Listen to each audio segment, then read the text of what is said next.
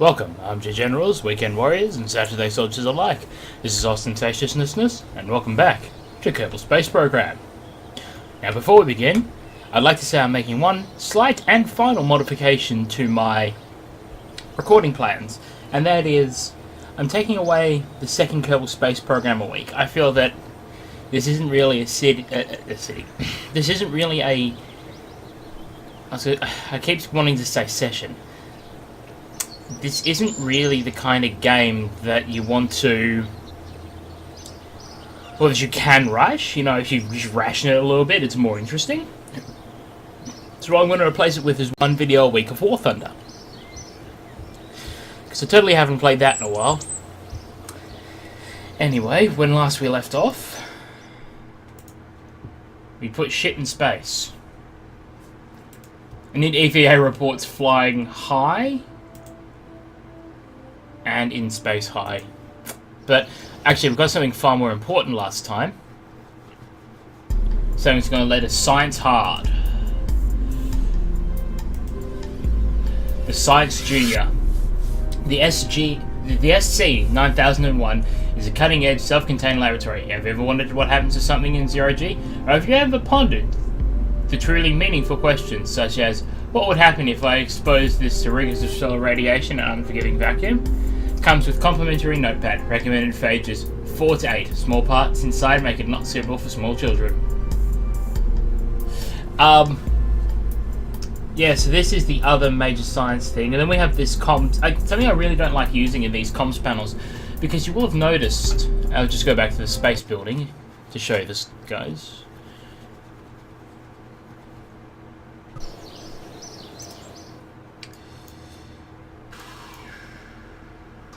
Nope, Science Archives.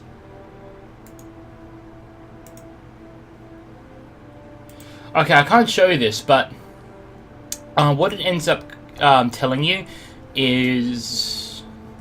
You guys may have also noticed this. It says transmit data, and it's usually a lot less than the potential data that the system could have. And so that's why it's better to recover all of your science modules than it is to transmit and dump them. What I'm actually thinking of doing is making like a 3 or 4 part rocket and having science modules attached to each of them. So what I can do is I can just recover each individual part with science module, each individual part being crewed by a Kerbal. Now, where I was heading to was... I was going to get flight control, and then I was going to get the aerodynamics one and all the flight stuff. Not getting aerodynamics now, obviously, but I want to start making planes, because my goal, if I can find my tracking station, my goal is to do something similar to what 1F Jeff did. Kerbal Space Command, why you hide from me? Oh, yep, there it is. So what 1F Jeff did was he flew a series of missions with space planes trying to get them to the North Pole. And eventually he did. So I'm going to try to do that. I'm going to try to do one to the South Pole. And then I'm going to do one to circumnavigate the globe. That means... I can't zoom any further, but I do have to land on the runway at Kerbal Space Command. Yeah.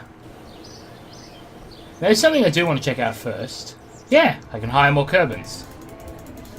Might as well. If there's anything like the last, if it's anything like the last series, I'm going to be going through quite a few of them. So I'm going to try and build a space plane. It's not going to be a good one. In fact, can't do one because I don't have any wings for it, but as I found out on the internet, you can actually build one using engines like the LV909 and the LVT30. It's just not as good as if you're using a jet engine. So I'll actually also be trying to do like 2 concurrent tests. I'll be trying to reach the North and South Pole and circumnavigate the globe with jet engines, and with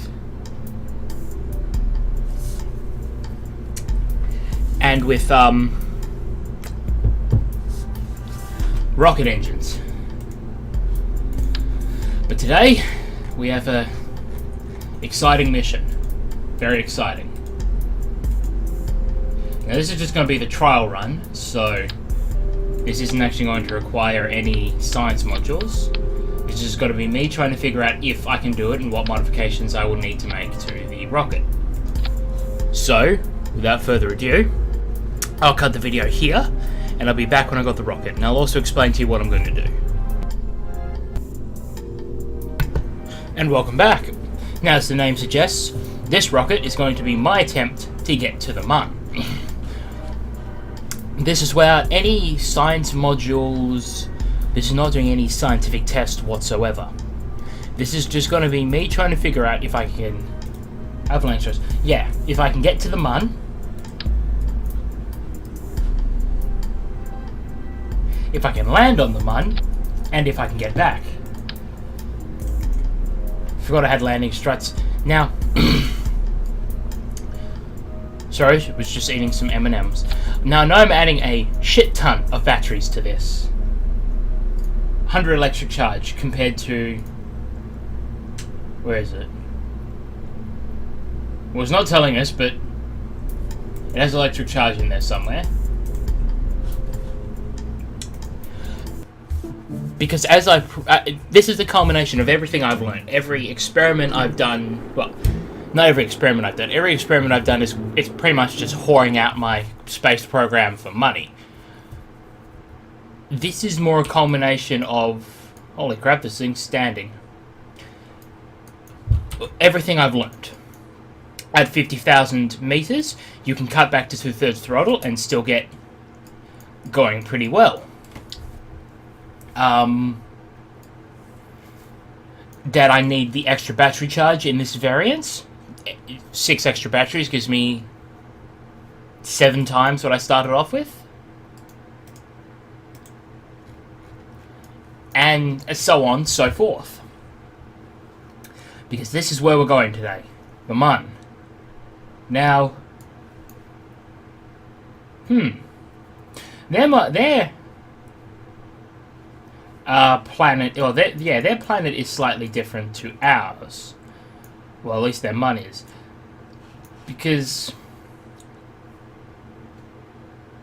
Yeah, I don't think that's quite far enough to be, you know, our Moon. But... It's not my concern.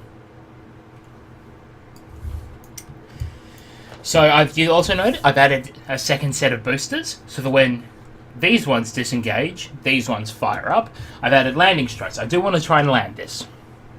Or kill Jebediah Kerman in the process. Either way, I feel the cause of science is advanced. Goddamn M&Ms. Now, I know that there's websites and crap that you can... that you can look up and find out the information you need to succeed at this. But the internet's for bitches.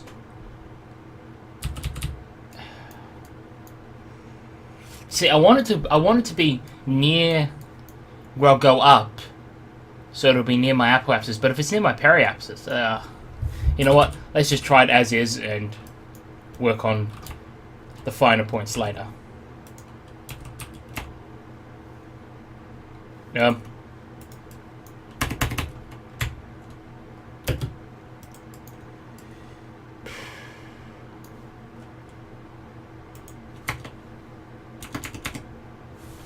One moment.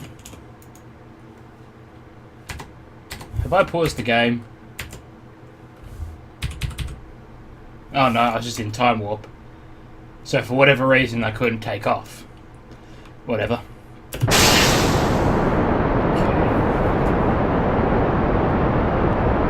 There are certain parts that make this game a lot easier. One of them is the fuel line, and that allows you to create what's called an asparagus stalk system, wherein your rocket ends up too heavy and starts freaking out. Well, time to cut my losses.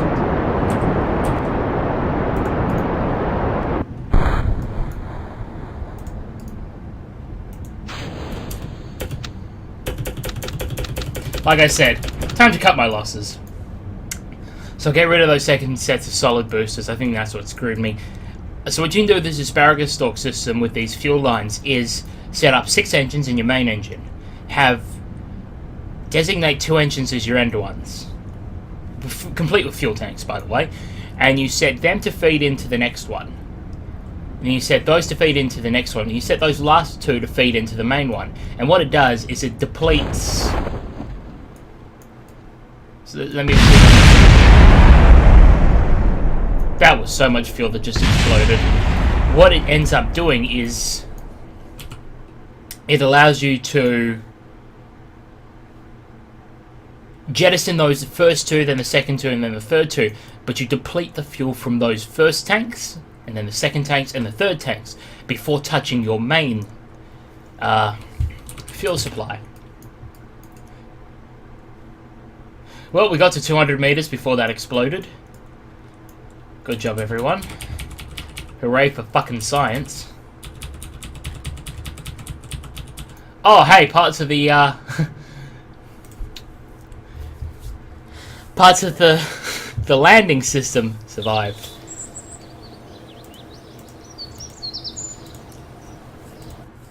I still maintain that should have gotten me some sides. We discovered that crashing is not good.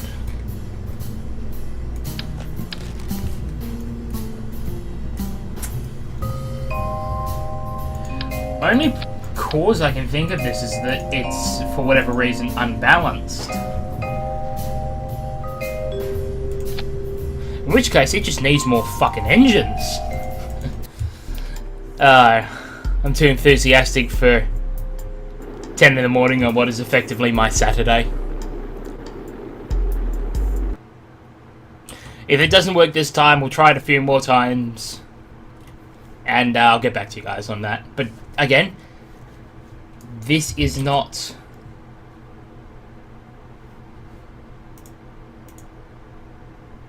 Yeah. This is not me seriously attempting science or anything. This is me just saying, can I get this shit into space?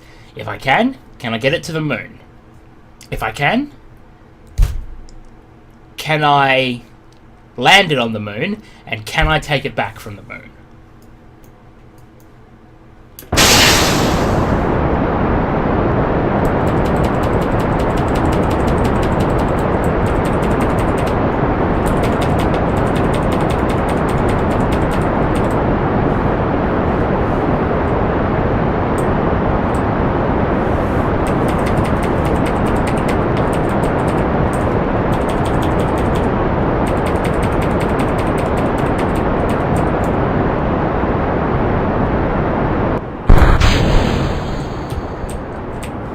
Whoa, whoa! Oh, wait, no. that actually was what I wanted.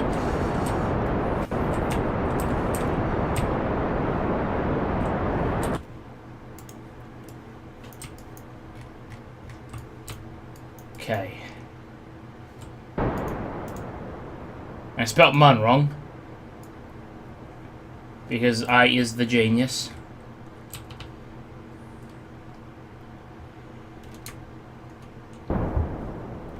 Oh, whoa. Way too low.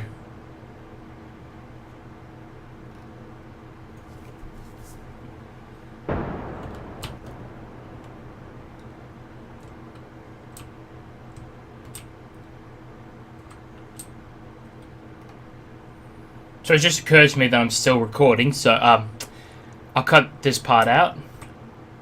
And I will see you guys when we're up there. Okay, so here we are. We're in orbit. Now, when I get to my periapsis, I'm going to accelerate so that I can get caught by the gravity well of the mun eventually. And we're just going to sit there and do things, you know.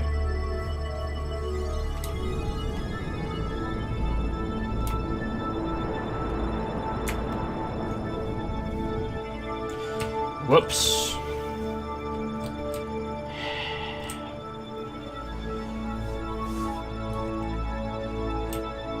Well, as you can see, I done fucked up.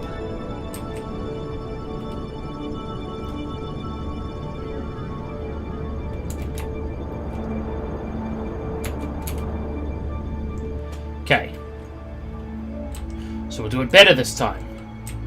So we only need 4 seconds of burn. The reason why I'm just going to do this is eventually it'll come to a point where, unless we're going at exactly the same speed, or taking the exact same time to move, then we will eventually intersect, with the mud.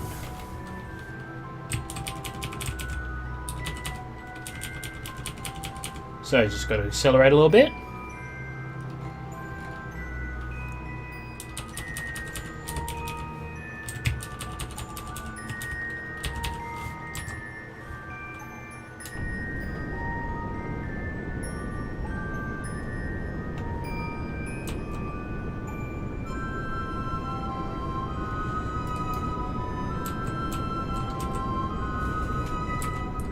Don't actually need a lot of power. We have a lot more fuel than this engine actually needs. I mean, impulse number is, well, its thrust is 15.5 thousand newtons, and it only needs that little fuel.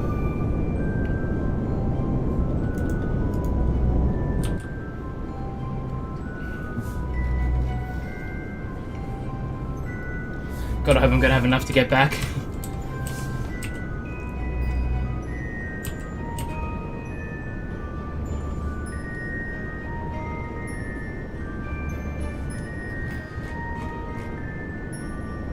So our periapsis is going to be 74,000 meters, which means if need be, I can do a tiny burn and just collapse my periapsis into the planet so I don't lose a Kerbal and a rocket. But we are learning some very important things by doing this. We're furthering the cause of science, bitches.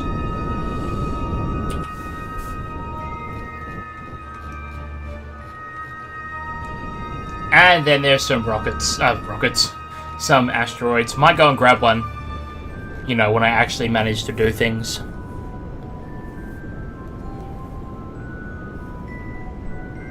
So yeah, look how little power we need to just blow our apoapsis out.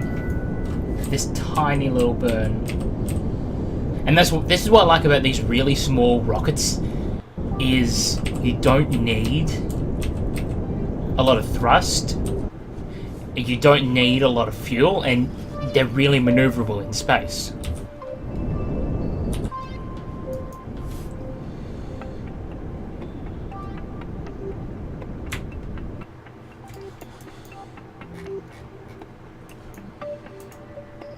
So what's my periapsis look like? Not as good as it could be, but it could be worse. So yeah, eventually the moon should come and get us. What's the moon traveling at? Not very fast when you think about it.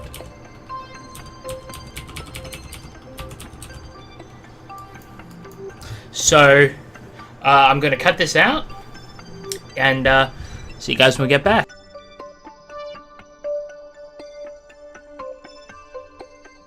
Oh dear, something appears to have happened. I appear to have snagged me a moon. So let's see if I remember how to do this.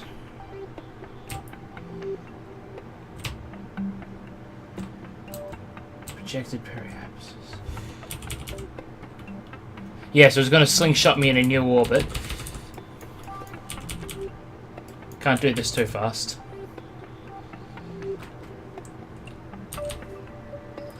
And there we go. So what I'm going to do now is accelerate what would normally shrink my periapsis. Damn it, did too much.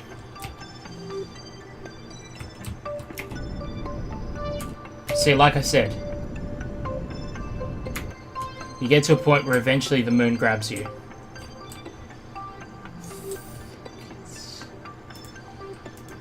Okay, so it's probably be a good time for me to experiment, but what kind of a burn would I need to do?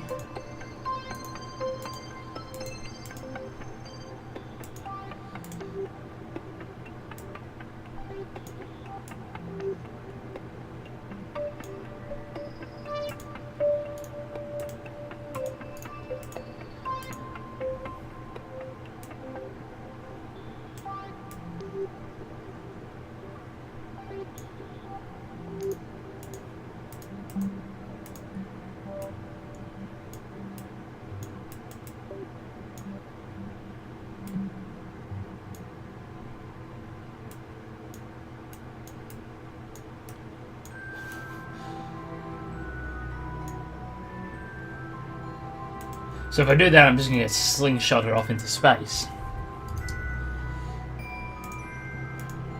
So what direction do I need to accelerate?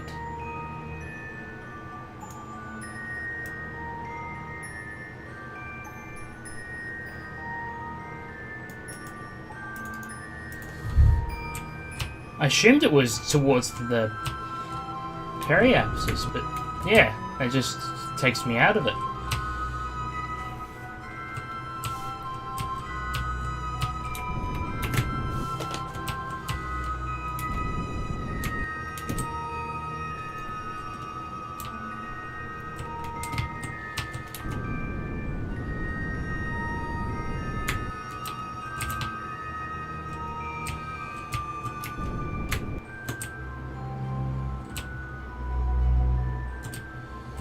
Wasting fucking valuable fuel doing this.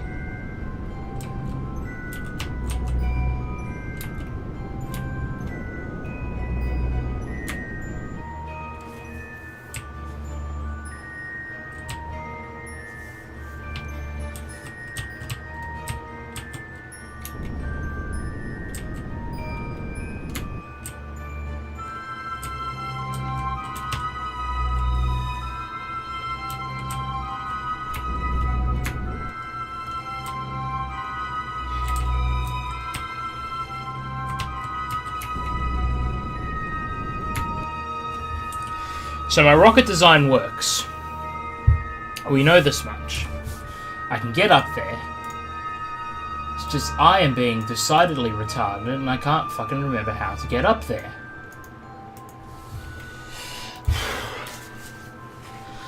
Look, I'm going to break the video here. And I'll be back either on the surface of the Mun or back on Kerbin, licking my wounds. Oh, hey! As it turns out, we are actually orbiting the Mun by the look of it. Why isn't the Mun still my target? No, we're not orbiting the Mun. God damn it, Nappa. And now my periapsis is on the other side of the goddamn universe.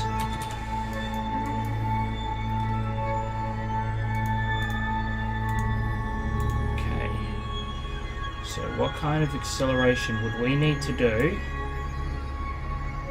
to get caught in the Mun's gravity well? Now, I would like to know this now. Okay. And yeah, that should take us through the Mun.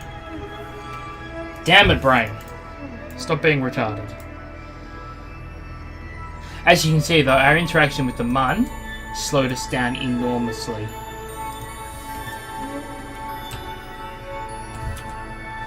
Have I? No, I haven't run out of electric charge.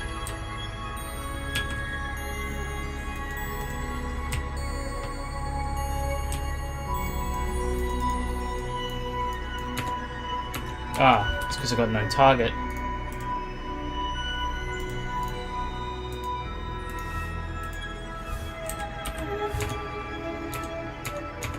Give me a moment.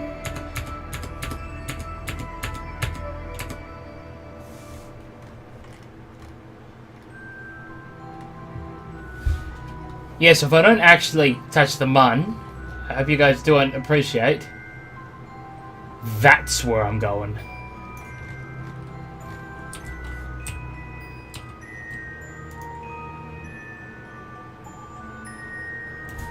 Should be able to control it. Why can't I fucking control it?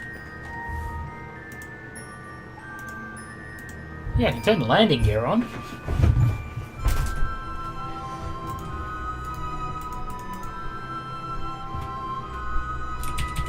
It's because of the speed we're going at. I gotcha.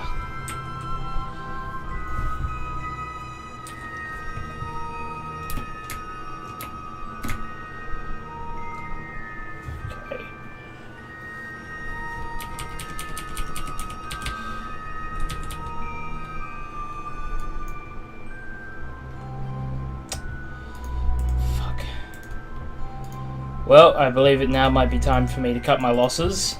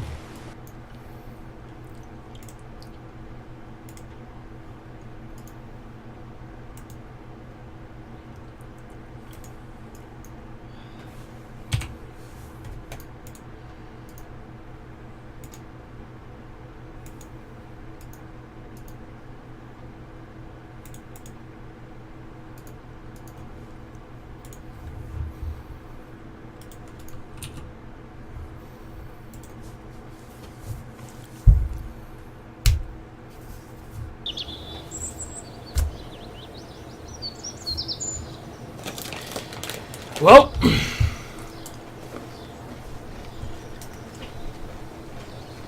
can't say that wasn't fruitful.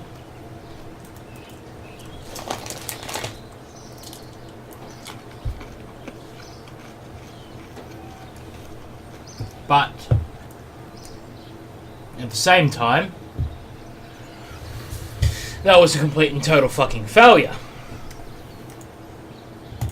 Anyway, next time on Kerbal Space Program, we probably won't screw up.